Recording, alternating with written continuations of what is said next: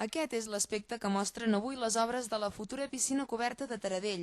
Ja fa mesos que s'hi treballa i ahir a la nit, al ple extraordinari de control de l'equip de govern, Esquerra Republicana va demanar explicacions del calendari d'execució que de moment s'està complint. La sessió convocada per demanda de l'oposició també va abordar dos temes espinosos lligats a aquest nou equipament.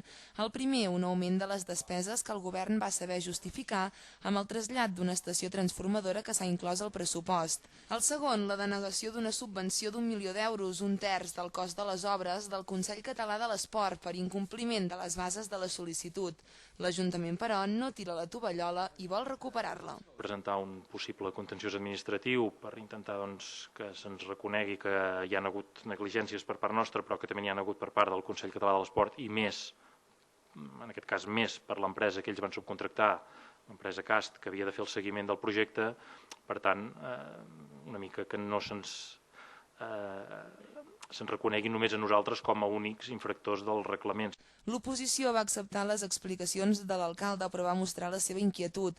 Els preocupa sobretot que la subvenció acabi perdent-se definitivament. Podent-se recuperar la subvenció pot ser una qüestió de mesos o potser no pitjor dels casos d'anys, i sí que per no quedar, de certa manera, entrampat en aquest tema, creiem que potser seria bo internament o pressupostàriament ja buscar un finançament alternatiu, si més no, perquè no ens trobem que estiguem avançant l'obra per davant d'aquesta quantitat que ens hauria de portar el Consell Català d'Esport. La solució, segons l'alcalde, passa per accelerar el cobrament d'altres subvencions. Verdaguer, però, també va reconèixer que si no es cobra l'ajut, això anirà en detriment d'altres projectes previstos per aquesta legislatura.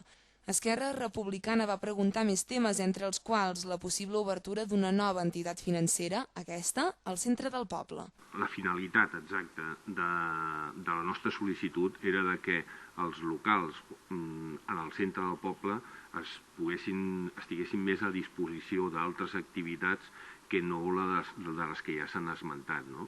Perquè aquest tipus d'activitat realment no potencia la vida comercial en el centre de les viles i de les ciutats. Més enllà d'aquesta consideració, a Esquerra Republicana li preocupa que l'obertura del banc incompleixi la normativa del Pla General, que ara s'està revisant.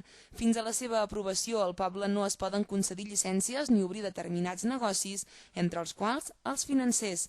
Verdaguer, però, va deixar el tema a mans del Departament d'Urbanisme de la Generalitat. La sessió es va acabar citant els regidors per l'endemà mateix a una sessió ordinària i amb l'alcalde comentant en veu baixa que l'oposició no havia estat tan dura com esperava. De fet, el ple va celebrar-se en un ambient de cordialitat i entre pregunta i pregunta fins i tot es va deixar sentir alguna broma.